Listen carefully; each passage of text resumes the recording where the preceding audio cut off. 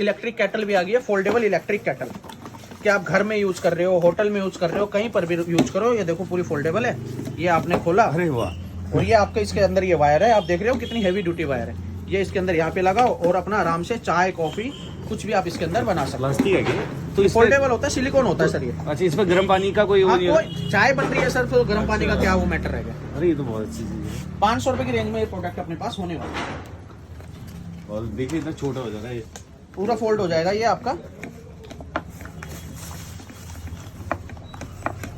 ये देखो, ये फिर कैरी के लिए तो आराम से बिल्कुल छोटे से- वही कैंपिंग में तो यही है ना सर कि जितना पोर्टेबल हो